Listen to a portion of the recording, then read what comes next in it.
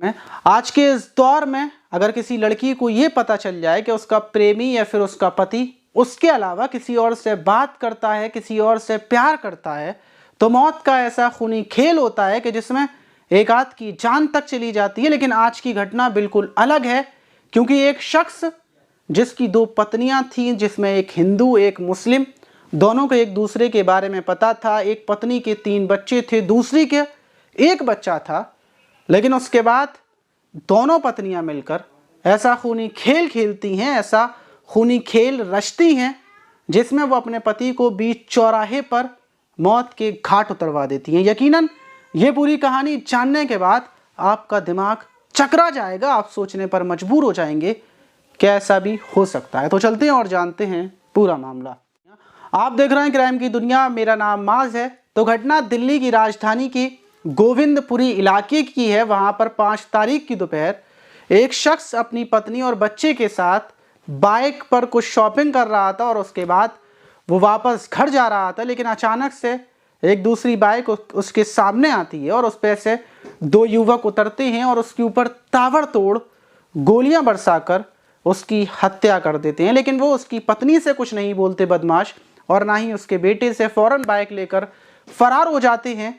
बीच चौराहे पर ऐसी मौत का तांडव देखकर वहाँ के लोगों में दहशत फैल जाती है।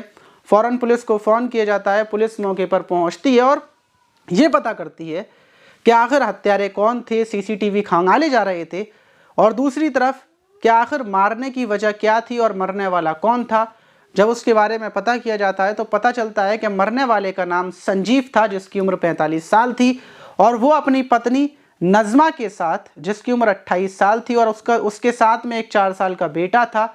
ये तीनों यहाँ पर शॉपिंग कर रहे थे। उसी बीच उसकी हत्या की गई है। पत्नी से जब पूछताछ की जाती है कि तुम्हें किसी के ऊपर शक है, किसने इसको मारा है, किसने इसकी हत्या की है, तो नज़मा बोलती है मेरे पति बस ड्राइवर हैं और हो सकता है इनके साथ वालों ने, जिससे इनकी आपसी रंजिश थी, अक्सर लड़ाई हुआ करती थी, उन्होंने ही इनकी हत्या की है। लेकिन पुलिस दूसरी तरफ ये भी हैरान थी कि आखिर पति हिंदू है और पत्नी उसकी मुस्लिम है, वो भी नज़मा। लेकिन पुलिस इन बातों को इग्नोर कर सबसे पहले पत्नी ने जिन लोगों के नाम लिखवाए थे उनके पास पहुंचती है। जब उनसे पूछताछ करती है तो पुलिस को पता चलता है कि जो संजीव है उसका इन लोगों से कोई विवाद ही नहीं है और आज तक कोई ऐसी बात नहीं हुई।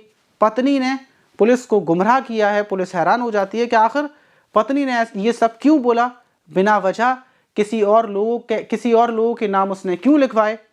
पुलिस वापस आती है। पुलिस की जो शक की घड़ी सुइयां थी वो पत्नी नज़मा के ऊपर जा रही थी। वहीं पुलिस जब संजीव का पूरा बैकग्राउंड खंगालती है, उसकी ज़िंदगी के बारे में पता करती है, कुंडली निकालती है, तो पता चलता है कि संजीव की एक पत्नी और है जिसका नाम सविता है, जिसके 3 बच्चे हैं। उसकी उम्र 42 साल है और संजीव ने लगभग आज से 22 साल पहले सविता से शादी की थी। लेकिन 7 साल पहले उसने सविता को छोड़ दिया, ना ही उसको तलाक दिया बल्कि उसको एक अलग घर दे दिया रहने के लिए, और वहीं पर वो अपने 3 बच्चों के साथ रहती है। और उसके बाद इसने नज़मा के साथ लव मैरिज कर ली थी। पुलिस ये जानने के बाद फ़ौरन जो नज़मा की फ़ोन की डिटेल्स थी उसको निकलवाती है, फ़ोन जब्त कर लेती है।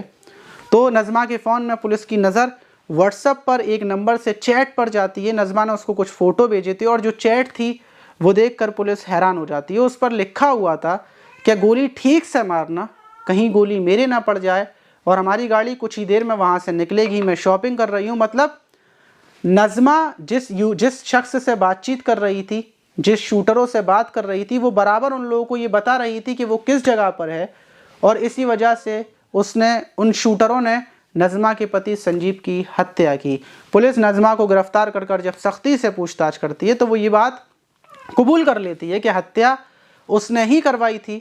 लेकिन जब वजह जानी जाती है, पूरा मामला जाना जाता है, तो हर कोई दंग रह जाता है। मामला ये था कि उसकी पहली पत्नी जो अपने 3 बच्चों के साथ रहती थी, वो कुछ ही टाइम पहले, लगभग 1 महीने पहले, नज़मा के पास फ़ोन भिजवाती है। क्योंकि संजीव नज़मा के ही साथ रहता था, इसलिए वो नज़मा को एक छोटा वाला फ़ोन भिजवाती है और दोनों पत्नियां मिलकर आपस में बातचीत करती हैं। पहली पत्नी नज़मा से बोलती है कि इसने मुझे 3 बच्चों के साथ यहाँ पर छोड़ दिया है, मेरे पास पैसे की कोई कमी नहीं है, लेकिन इसने मुझे धोखा दिया, मेरी ज़िंदगी बर्बाद की, मेरे बच्चों के ऊपर से पिता का साया उठवाया, इसलिए ऐसा ही ये तुम्हारे साथ करेगा। और जब नज़मा से ये बात पहली पत्नी बोलती है तो नज़मा का दिल भर आता है, क्योंकि संजीव बहुत गुस्से वाला था और वो नज़मा को बेरहमी से पीटता भी था, जैसे पहले वो सविता को पीटता था। अब दोनों के दुखे दर्द वाली दोनों पत्नियां जब मिलती हैं तो फिर वो लोग प्लानिंग करती हैं। पहले वाली जो पत्नी थी सविता बोलती है, मैं लगभग 15 लाख रुपए दूंगी तुम्हें इसको मरवाने की, तुम इसको मरवा दो और बाकी जितनी भी इसकी जायदाद, जिसकी जितनी भी इसकी दौलत है, हम दोनों आपस में बांट लेंगे। दोनों में डील हो जाती है। नज़मा अपने भाई से पूछती है कि तुम्हारी नज़र में ऐसे लोग हैं जो हत्या कर सकें पैसों की वजह से? तो उसका भाई एक कय्यूम और एक इकबाल लड़की से मिलवाता है। दोनों नज़मा और सविता इन लोगों से बातचीत करते हैं। इन लोगों की बातचीत में जो सविता की 21 साल की बेटी थी उसे अभी पता चल जाता है। अब प्लानिंग में 3 लोग शामिल थे। तीनों इन दोनों शूटरों से बातचीत करते हैं कि पहले तुम हत्या कर दो, उसके बाद हम तुम्हें पैसे दे देंगे, हम कहीं नहीं भागेंगे, हमारे पास बहुत सारा पैसा है। दोनों शूटर तैयार हो जाते हैं। नज़मा उस दिन जब संजीव के साथ निकली थी तो बराबर वो व्हाट्सएप पर लोकेशन भेज रही थी। उसने गाड़ी का नंबर भेजा था, गाड़ी का फ़ोटो भेजा था खींचकर, और शूटर ने गाड़ी के नंबर के ज़रिए हत्या कर डाली। ये सुनने के बाद पुलिस तीनों को गिरफ्तार करती है, तीनों के फ़ोनों को जब्त कर लेती है और तीनों को उठाकर जेल भेज देती है। लेकिन फ़िलहाल में जो दोनों शूटर्स हैं वो अभी फरार चल रहे हैं, पुलिस उनको भी गिरफ्तार कर लेगी। और जो संजीव था जिसने गलत किया, पहली पत्नी को छोड़कर अगर वो लालच में दूसरी शादी नहीं करता, लव मैरिज नहीं करता, तो शायद आज उसकी ज़िंदगी अच्छी होती। तो इसीलिए कहते हैं कि लालच आप ना करें। आपको कितनी भी सुंदर लड़की मिल जाए, पत्नी मिल जाए, आप ये ना भूलें कि आपकी जो ज़िंदगी में पहले से है आप उसको धोखा ना दें। क्योंकि आज के टाइम में जब इंसान को धोखा मिलता है तो ना कोई सवाल होता, ना कोई जवाब होता, जो होता है सिर्फ मौत का नंगा नाच होता है। इसीलिए आप इन चीज़ों से बचे रहें, अपना ख्याल रखिए। मिलते हैं किसी और वीडियो में।